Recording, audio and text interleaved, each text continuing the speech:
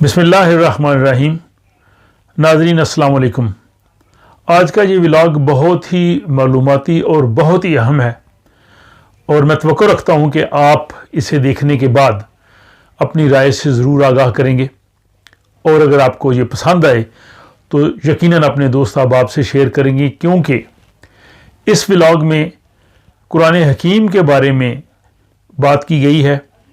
رمضان المبارک کا بابرکت مہینہ تمام تر فیض و برکات کے ساتھ جاری ہے، اور اسی ماہ مبارک میں قرآن حکیم کا نزول ہوا، اور قرآن ہمارے لیے دستور زندگی ہے، ضابطہ حیات ہے، ہماری زندگی کا آئین ہے۔ اس کو سمجھنا ہماری بنیادی ذمہ داری ہے ہر مسلمان کی۔ میں سمجھتا ہوں کہ ہر انسان کو قرآن کو سمجھنا چاہیے، چاہے وہ مسلمان ہے یا نہیں ہے، کیونکہ قرآن کا مخاطب انسان ہے، یا ایھا الناس۔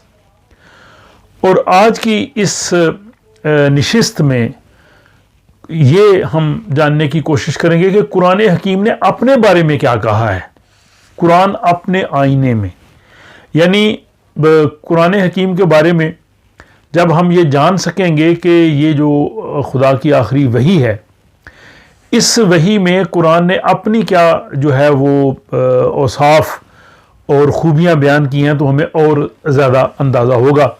تو سب سے پہلے جو قرآن نے جو سورہ بقرہ، جو سب سے بڑی قرآن کی سورہ، اس کے آغاز میں ہی کہا کہ یہ وہ کتاب ہے جس میں کوئی شک و شبے کی گنجائش نہیں ہے۔ تو یہ سب سے پہلے یہ واضح کر دیا کہ اس میں کسی قسم کا بھی ڈاؤٹ نہیں ہونا چاہیے کسی کو۔ اور اس کے بعد جو مخالفین تھے اس زمانے میں، وہ کہتے تھے کہ رسول پاک صلی اللہ علیہ وسلم خود یہ وحی بنا لیتے ہیں، کوئی فرشتہ نہیں آتا یا اس میں تبدیلی کریں۔ تو اس کا جواب قرآن حکیم نے 4 مقامات پہ دیا ہے۔ پہلے میں سورہ کا نمبر پڑھتا ہوں اور اس کے بعد آیت کا، یعنی 17/88 کا مطلب ہے کہ 17ویں سورت کی 88ویں آیت۔ تو 17/88، 2/23، 10/38 اور 11/13۔ تو 4 جگہ پہ یہ کہا گیا ہے کہ اس ضابطہ حیات کی جو ہے وہ یہ خدا کی طرف سے ہے، اور جس کو کسی کو شک ہے تو اس جیسی کوئی بھی ایک شک بنا کے لائے، کوئی ایک آیت بنا کے لائے، چند آیتیں بنا کے لائے۔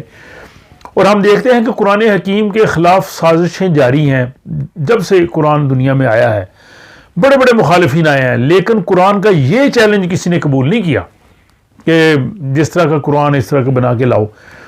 ہماری چونکہ عربی زبان نہیں ہے، ہمارے ساتھ یہاں بہت سے عرب ممالک کے لوگ کام کرتے ہیں، بلکہ ایک عرب سے تعلق رکھنے والے عیسائی میرے جاننے والا تھا میرے کام پہ۔ میں نے کہا قرآن یہ کہتا ہے کہ اس جیسی کوئی سورہ نہیں بن سکتی، تمہاری زبان عربی ہے، تم بتاؤ کہ اس حوالے سے قرآن کا دعویٰ کیسا ہے۔ تو اس نے بھی کہا کہ نہیں، واقعی قرآن کی جو عربی ہے اس معیار کی، اس طرح کی، اور وہ جو اس میں معلومات ہیں وہ بنانا مشکل ہے۔ اس کے بعد پھر 6/19 میں ہے کہ جو کچھ اللہ تعالیٰ نے نبی کریم پر وحی کیا تھا وہ قرآن میں محفوظ ہے۔ تو تمام کی تمام وحی جو ہے وہ قرآن میں ہے، اور آج بھی ہمارے پاس ہے جو اس دور میں تھی۔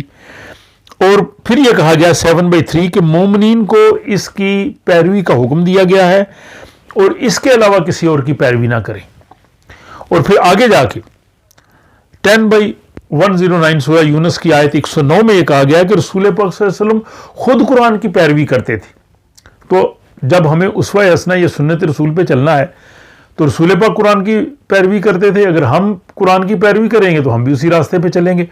جیسے وہ ایک حدیث مبارکہ ہے، حضرت عائشہ رضی اللہ تعالی عنہا سے روایت ہے، ام المومنین کہتی ہیں کہ ایک شخص نے پوچھا نا کہ رسول پاک کے اخلاق کیسے تھے، تو آپ نے کہا تم قرآن نہیں پڑھتے؟ تو حضور کا اخلاق جو ہے وہ قرآن تھا۔ تو یہ قرآن کی آیت بھی جو اسی جو ہے وہ حدیث جو ہے وہ اس قرآن کی آیت کی تشریح کر رہی ہے۔ پھر 5/49 نبی پاک صلی اللہ علیہ وسلم اپنے تمام فیصلے قرآن کی روشنی سے کرتے تھے، قرآن کی روح سے کرتے تھے۔ اور آگے قرآن نے اس حوالے سے بھی کہا ہے کہ 5/47 کہ جو لوگ اس وحی کے مطابق فیصلے نہیں کرتے وہ کافر اور فاسق ہیں اور ظالم ہیں۔ تو یہ بھی بتا دیا کہ ظالم اور کافر کی ڈیفینیشن کیا ہے۔ پھر وہی بات کہ کچھ لوگ کہتے تھے اس میں آپ رد و بدل کریں، تو قرآن نے 3 جگہ پہ کہا ہے، 6/115 and 116 اینڈ 6/34 کہ یہ اللہ تعالیٰ کی ہدایت تعلیم مکمل طور پہ آ گئی ہے، کوئی شخص اس میں رد و بدل نہیں کر سکتا، اس میں کوئی تبدیلی نہیں ہو سکتی، یہ فائنل ورڈکٹ ہے۔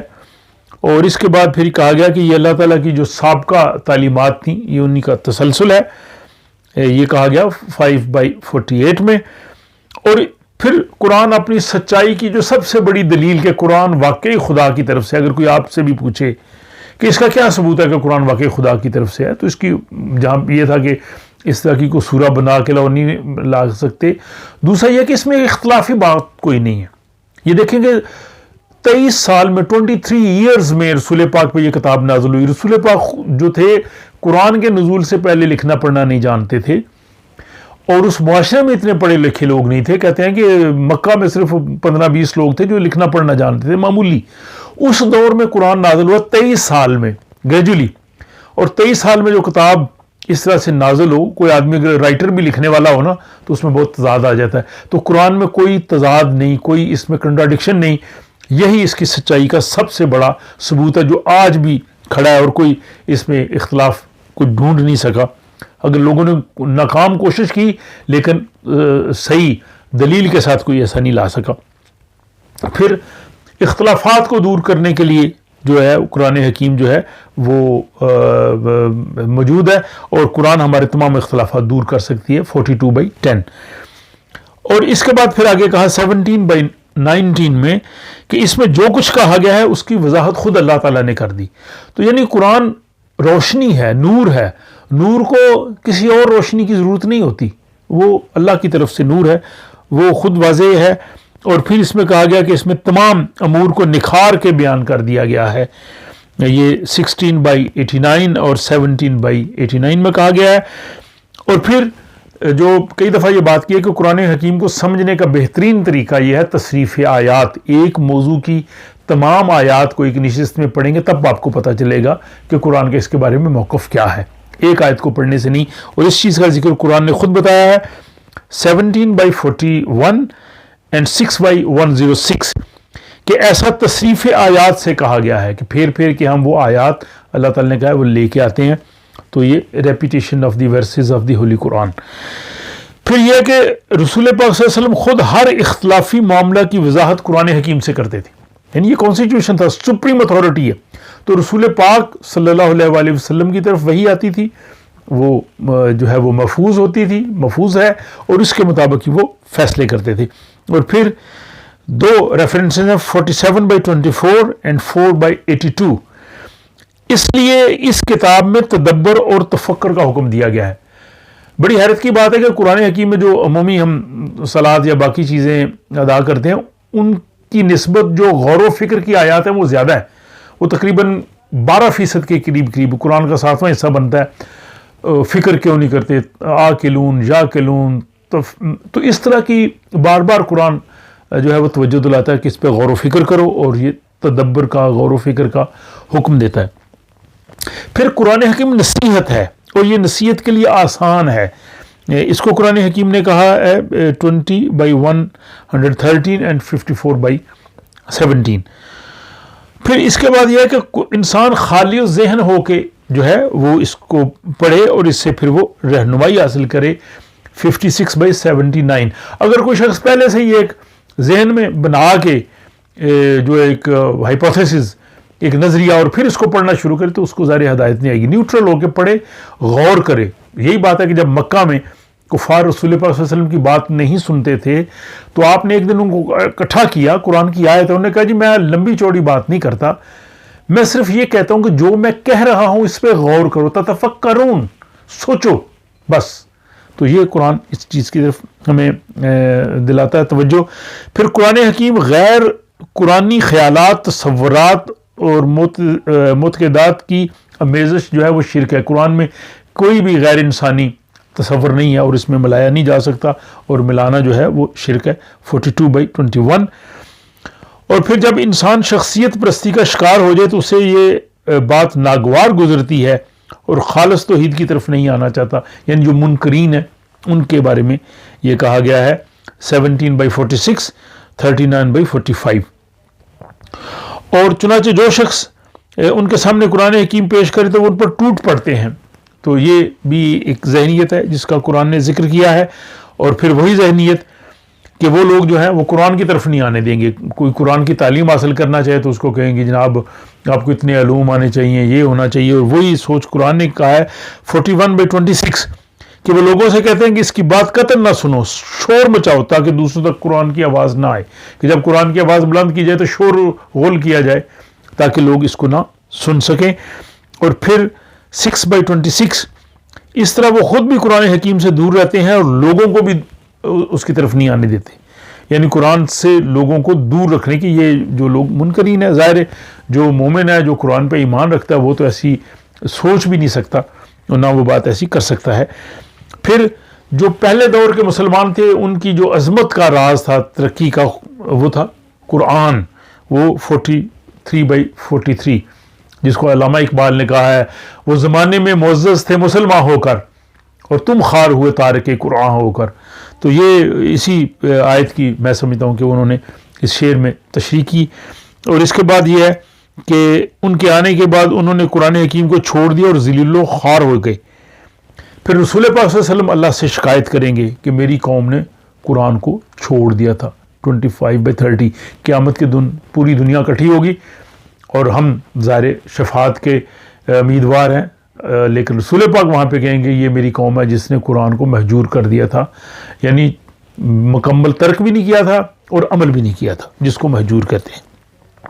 پھر قرآن حکیم وہ ضابطہ ہے جس میں اصول و قوانین ہیں اور ہمیشہ کی جو فلاح و بہبود ہے اس کے حوالے سے ہے, اور انسان کی جو نشو و نما کا اس میں راستہ ہے 38/29. اور پھر 12/104 میں کہا گیا قرآن کا پیغام تمام نوع انسانی کے لیے ضابطۂ زندگی. تو یہ میں نے کہا کہ قرآن کو پڑھنا صرف مسلمانوں کے لیے نہیں ہے, جو نان مسلمز ہیں ان کو بھی پڑھنا چاہیے, کتاب کے طور پہ پڑھنا چاہیے, غور کرنا چاہیے, اس کے حقائق پہ غور کرنا چاہیے, کیونکہ قرآن کا مخاطب انسان ہے یا ایھا الناس ہے, تو انہیں بھی ضرور اس کو دیکھنا چاہیے. پھر یہ ایک مبارک رات میں جو ہے اس کا نزول ہوا جو لیلۃ القدر ہے, جو رمضان المبارک کی طاق راتوں میں ایک رات ہے, عمومی طور پہ 27ویں شب کو کہا جاتا ہے, جس مبارک رات میں یہ قرآن نازل ہوا. وہ بہت برکت والی رات ہے. اور پھر اس کی حفاظت کا ذمہ خدا نے لیا ہے. تو یہ بھی دیکھیں, یہ بھی قرآن کا معجزہ ہے. کتنی صدیاں گزریں, قرآن کے خلاف سازشیں ہوئیں, بہت کچھ ہوا. آج کسی مسلک, کسی فرقے, کسی کے گھر میں چلے جائیں, وہاں سے قرآن اٹھا لیں, ہر ایک کے گھر میں ایک جیسا قرآن ملے گا. یہ اور کوئی مذہب کی کتاب کے ساتھ شاید ایسا نہیں ہے. تو جہاں بھی جائیں, جس ملک میں, جس قوم میں, جس فرقے میں, جس مسلک میں قرآن لیں, اس کے ٹیکسٹ میں کوئی فرق نہیں ہے. اور کیوں کہ اللہ تعالیٰ نے اس کو نازل کیا اور وہی اس کی حفاظت کا ذمہ دار ہے. اور اس کا جو ریفرنس ہے وہ 15/9 15/9 ہے. اور آخری آیت آج کی اس ولاگ کی کہ قرآن حکیم نوع انسانی کے لیے جشن مسرت ہے. ان کو بہت بڑی ایک کانسٹیٹیوشن دیا گیا ہے, تو ان کو چاہیے کہ اس کے نازل ہونے پہ, ملنے پہ جشن مسرت منائیں. سورہ یونس کی آیت جو ہے 57-58. تو یہ قرآن حکیم نے یہاں پہ حکم دیا ہے کہ فل یفرحوا, کہ اس کو جناب آپ ریجوائس, اس کو آپ جشن منائیں. اور جشن مسرت لیلۃ القدر کو قرآن نازل ہوا, اور عید الفطر دراصل ہم وہ جشن مسرت ہے, خوشی کا جشن ہم مناتے ہیں. مجھے امید ہے کہ آج کا ولاگ آپ کو پسند آیا ہوگا. اپنی رائے سے ضرور آگاہ کیجیے, اور مجھے یقین ہے کہ آپ اسے دوست احباب سے شیئر بھی کریں گے. اگلے ولاگ تک کے لیے اجازت دیجیے. اللہ تعالی ہمیں قرآن حکیم پہ غور کرنے کی توفیق دے اور اس کو زندگی کا کانسٹیٹیوشن بنا کے اپنی زندگی جو ہے اس کے مطابق بسر کرنے کی توفیق دے. وما علینا الا البلاغ.